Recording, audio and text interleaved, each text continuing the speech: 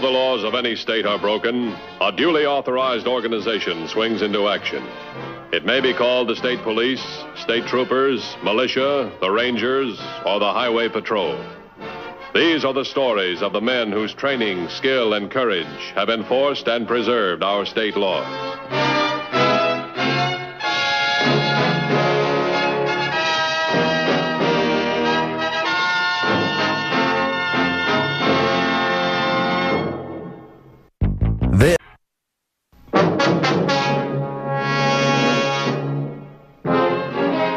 Enforcement officer's tracking down of a criminal presents its own peculiar problems. Sometimes the results are tragic.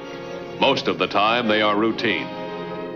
On April 7th, Patrolman Jerry March spotted a stolen car driven by Frank Cullen, a killer who would kill again if necessary. The Highway Patrol's apprehension of Cullen presented consequences far beyond those usually resulting from the normal pursuit of criminals.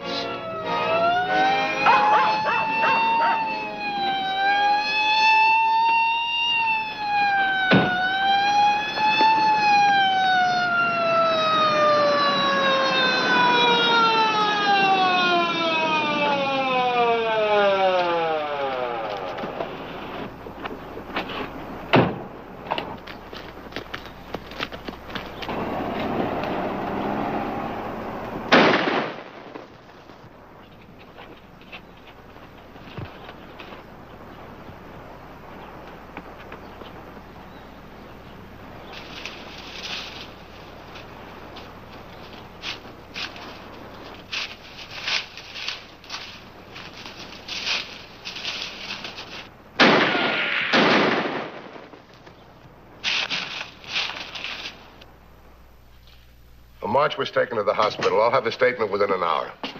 Yeah, that's right. Thanks very much. Any news yet? Yeah, he died in the ambulance. What about the suspect?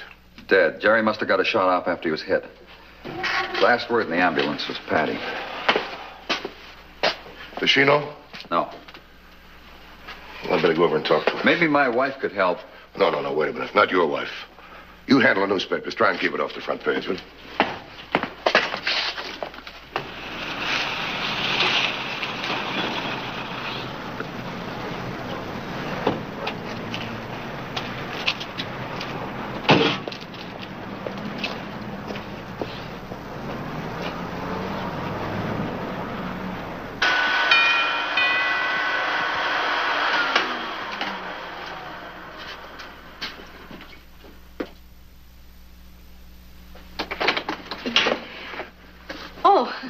I thought it was Jerry. Hello, Patty. How are you? Well, come in. Thank you.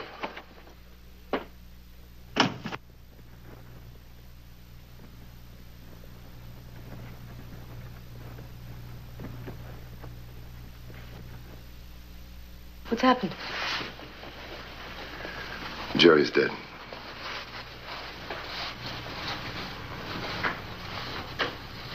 How? He died in a gunfight.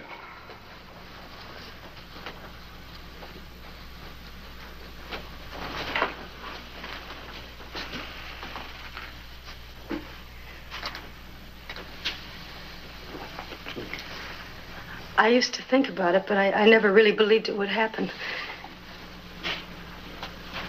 I guess you never do when you're happy.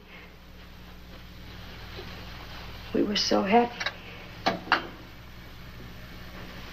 He loved his work.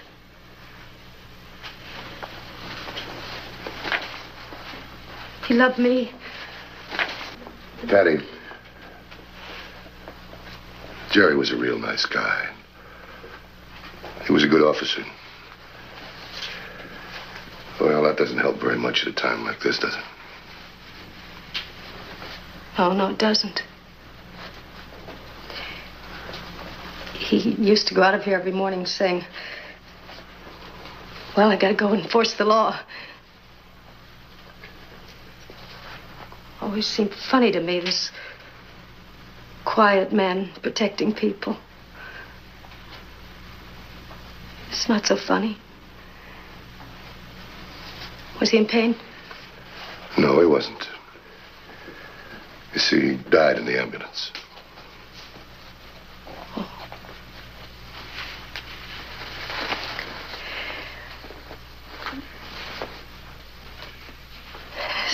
many things I wish I had done. You know, it's just as if I had only said and done half the things I wanted to. Well, I'd better go see his family. Let them know. I can do it for you. Well, no, they'll take it pretty hard. I think I'll be able to comfort them just by not crying. May I drive you over? No, I'm all right, but thanks just the same. Patty, I'll call you in a couple of days. I want to talk to you. Mm-hmm.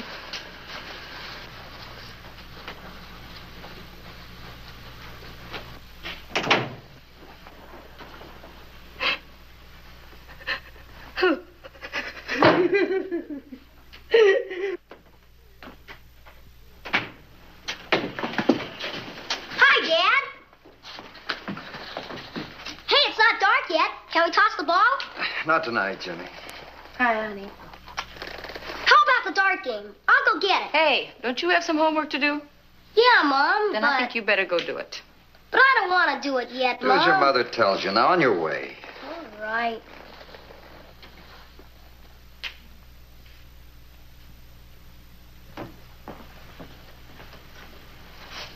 How was your day? Like any day since I've been on the office detail. Did you bring the paper in? What about Jerry March? What about him, Linda? Ed, I know he was shot today. What did you want me to tell you? How is he? Dead. And you ask me what I want you to tell me? Look, honey, you get upset when a patrolman has an auto accident. I didn't want to bring it up. You're right. I get upset when there's an accident or a robbery or when a patrolman gets killed. I've been on the force for 5 years. I haven't even been fired at. But what about those 5 years for me? Every time someone's at the door or the phone rings, my heart's up here. That kind of fear isn't called for. Well, they're just the same, Ed. And what about Patty March? I don't want to go through what she's going through. People can die tragically no matter what they do for a living. Look how lucky we are. I'm 35 years old. We've got our health, got a nice home, a lovely boy. And 20 more years with the patrol. Yes. And then $250 a month for life after that. How many people have that? But I can't live scared to death for another 20 years, Ed. And what about Jimmy? Don't you see how much harder it would be on him if something happened to you? Honey, you're young and intelligent. You could do anything you wanted to. Why, you always said yourself you'd make a good salesman. That was just talk among friends. I'd probably make a bad salesman. Well, whether it's right or wrong yet, I can't help the way I feel. And you want me to quit, is that it? I can't make that decision for you. But I can't lie to you about the way I feel, can I? No. No, you can't.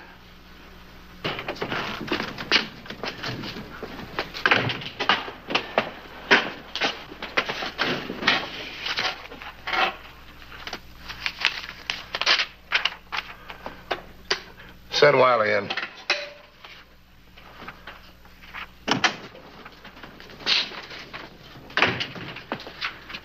You want to see me? What's up?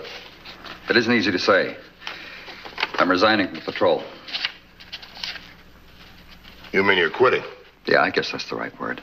Well, I thought you enjoyed your work. I do. There's some things more important than work. And work's getting in the way of it. It has for quite a while. Yesterday, it became a question of one or the other. You having trouble at home? It's not as if it happened just yesterday, but Jerry's death made it a real problem. And there's nothing you can do to change her mind, huh? No. But it's not as simple as that. She's tried. She's really tried. But the fear's there, and there's not much she can do about it. But I can. And I have no choice. If my family isn't happy, I'm not, and she's not happy. What do you figure on doing? I thought I'd try selling. I know a lot of people in this part of the state. Of course, I wanted to give you 2 weeks' notice. No, that's not necessary. Look, I'll give you leave of absence. Maybe you and Linda can work something out. Thanks for understanding. I wish it didn't have to be. You know that. Yeah, I know. I'll make some calls and set up some appointments for you. Thanks. Look, if you're going to be a salesman, be a good one.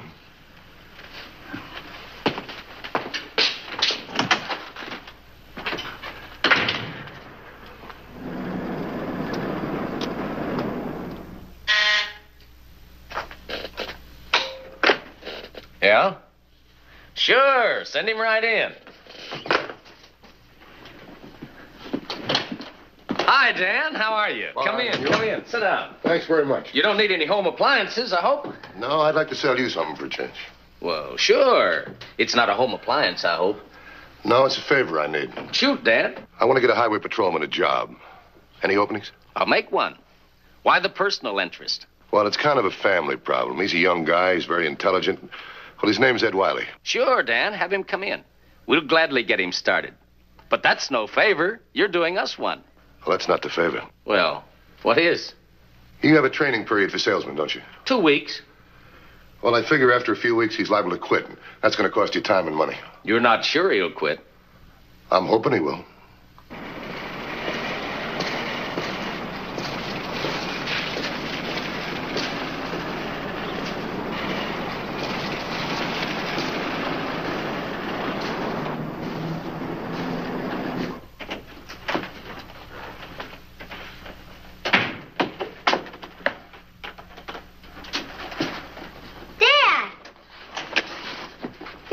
Today. Hi, son. Hey, Dad, where's your badge? Doesn't belong to me anymore, Jimmy. What do you mean? I'm no longer a patrolman. You aren't a patrolman? Why not, Dad?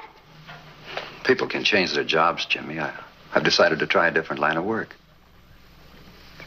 Gee, it seems funny. You not a patrolman. Why don't you go outside and play for a while? I'd like to talk to your mother alone for a moment. All right.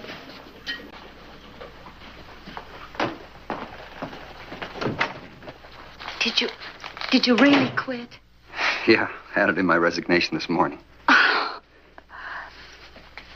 Well, what do you plan to do now? Start looking for a sales job. It shouldn't be too difficult. Matthews knows a lot of people. He said he'd help. Darling, Oh, Ed, I love you so. But you'll make a good salesman. You will. I know it. You're right, honey. It'll work. I can't do much selling in this outfit. I better go get changed.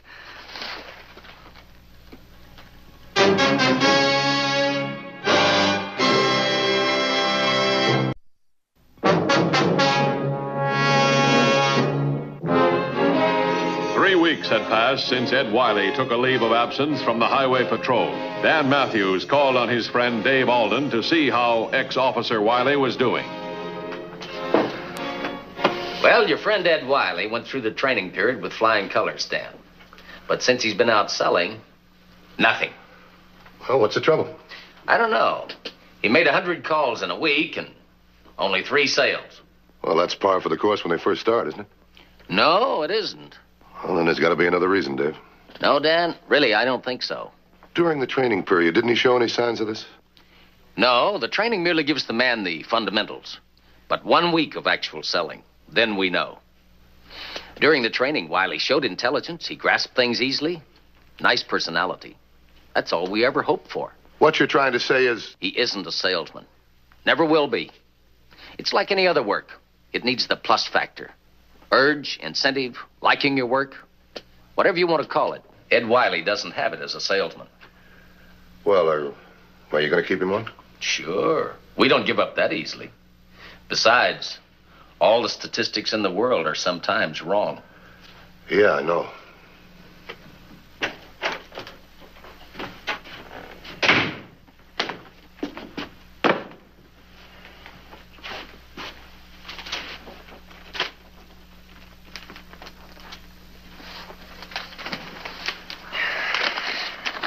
Hi, Dad. Hi, son. Where's your mother? In the other room, I think. You don't suppose you'd like to toss the ball? Too tired, Jimmy.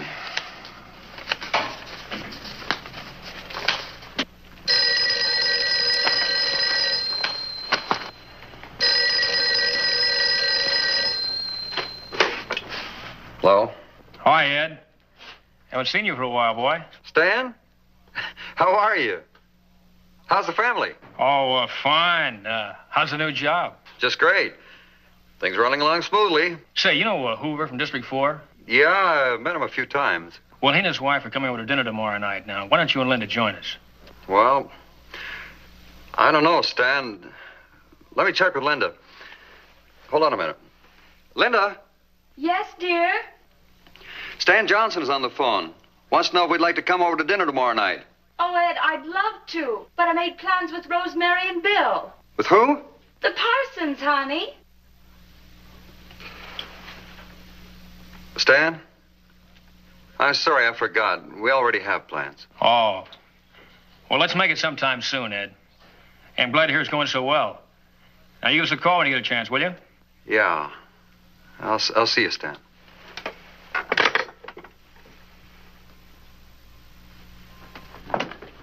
I got busy in the other room. I meant to tell you as soon as you came in that we had plans for tomorrow night. Linda, I wish you'd check with me before you make... I'm sorry, Ed. I thought since you worked with him and everything... Well, that's just it. I see Parsons every day, and all we ever talk about are those appliances. When I come home, I'm tired of selling. I don't want to sit around all evening and talk about it. It's the job, isn't it? I'm not a salesman, Linda. Well, maybe it's too soon to tell. You've only been at it a little while. Honey, when you knock on a door and say, Madam, I'd like to interest you in our latest line of appliances, and she says, no, I'm not interested. That's the point when you become a salesman. When a person says no, I accept it. If I were a salesman and really cared about my work, I wouldn't accept it. But, Ed, aren't those things you have to learn? You can't learn, honey, if you have no desire, no interest. Well, then the job isn't right for you. Not if you feel this way. Maybe you should try something else. I just had a bad day. I disappointed myself and blaming it on the job. I'm sorry about tomorrow night. Next time I'll check with you. I promise. Maybe it will be all right. Maybe it is just because it's a new job. I'd better go clean up.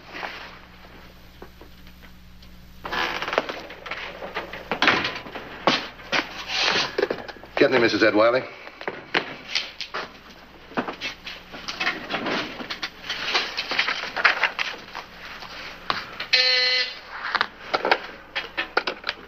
Hello. Oh, hello, Linda. How are you? This is Dan Matthews. Hi, how are you? I'm just fine. Look, could you come in and see me this morning? I'd like to have a talk with you. Yes, I think I could. About an hour? That'll be fine. Fine, I'll see you then.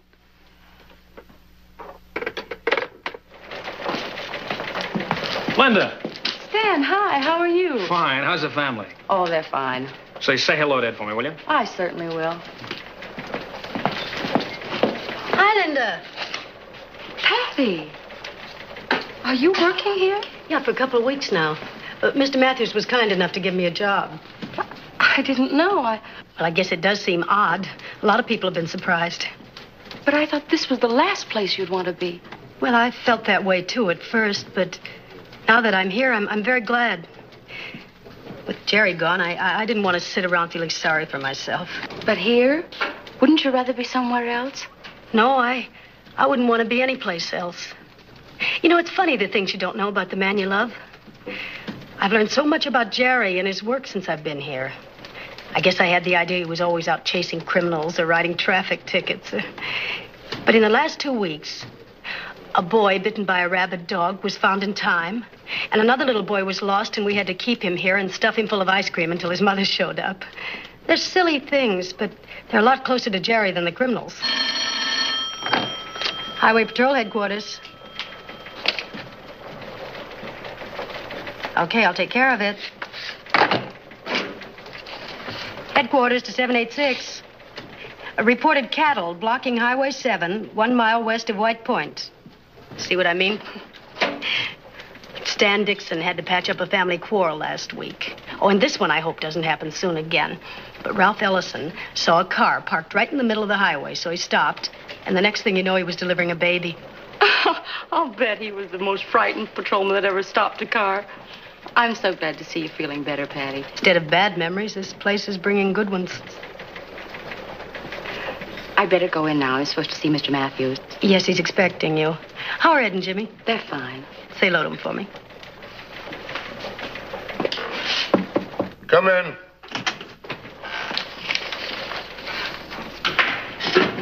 Hi, Linda. How are you? Fine. Sit down, won't you? Thank you. How's the boy? Like old boys. You mean a monster, huh? Linda, I want to talk about your husband. What about Ed? Well, I talked to Dave Olden, the sales manager. Ed's not doing well. I know that. So does he. But it's bound to be difficult at first. Well, not according to Olden. Ed's just not a salesman. That doesn't mean anything. A lot of people aren't patrolmen either. Well, even if he doesn't work out as a salesman, that doesn't mean he has to be a patrolman. No, I'm sure he could find a job eventually and get to like it. He already liked being a patrolman, didn't he? Yes, he did. But our life isn't the patrol. It's us, our family. True, but look at it from another point of view. If every patrolman felt that way, where would we be? We'd be worried just crossing the street. What you say is true, but there are lots of men. You don't need Ed. Well, good men are hard to come by. Ed's lucky. Let me read you something, Linda. Out of 210 men who joined the patrols 30 years ago, 180 stayed until retirement. Some stayed a little longer. Now, some of them have their own business, too. And out of the 180, only one died in the line of duty. There's one thing your record won't show. Yeah, what's that? My fear. That I'm scared of losing Ed the way Patty March lost her husband. That I've been afraid for a long time. No, the record doesn't show that, but could help put the fear in the right place. We're all afraid at one time or another, but there's one fear you might have overlooked. You might spend the rest of your life with a very unhappy man. Well, it's your decision. I've probably said too much already.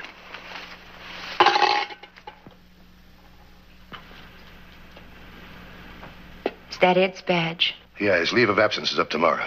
You can do whatever you want with it.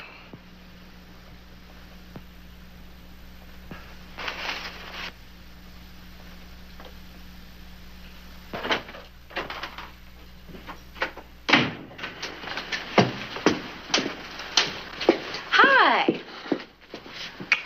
I expected you earlier. Dinner's ready. What's all this? Jimmy's at a friend's house for dinner, and I thought it might be nice to eat in here for a change. You ready? Okay, wait till I get rid of this.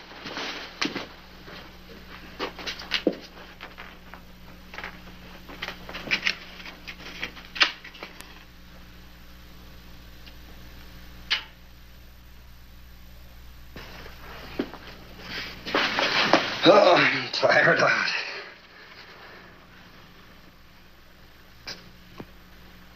What's this? It's yours, isn't it? You mean... I talked with Dan Matthews today. I've been terribly wrong, Ed. No, you haven't, honey. The way you feel is the way you feel. You can't help that. Yes, I can. I've done a lot of self-analyzing today. I had made my fear something bigger than it really was. But if I go back to the patrol, you'll still have the same fear. I'll always be a little afraid. You'll have to remember that. But I've realized that I'd rather have a little fear and a happy husband than the greater fear of having a husband who isn't happy. Are you sure, honey? Hmm? You have to get used to a lot of things. I just didn't know how to accept the fear until I saw you doing something you didn't have your heart in. I love you. Does Matthews know yet? I don't think so. I'll be back in a minute.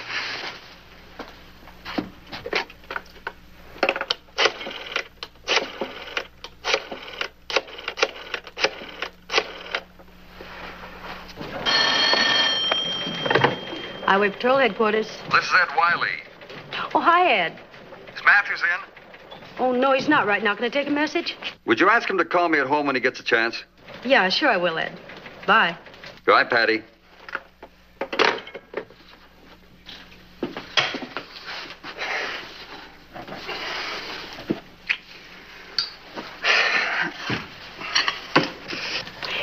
Headquarters to 2150. 2150 by. Landline call from ex-Officer Wylie. He would like you to call him at home. I think you mean Officer Wylie.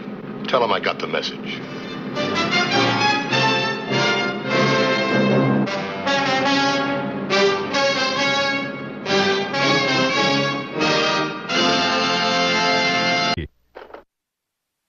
See the Highway Patrol in action again next week. Until then, remember, leave your blood at the Red Cross, not on the highway. This is Broderick Crawford saying, see you next week.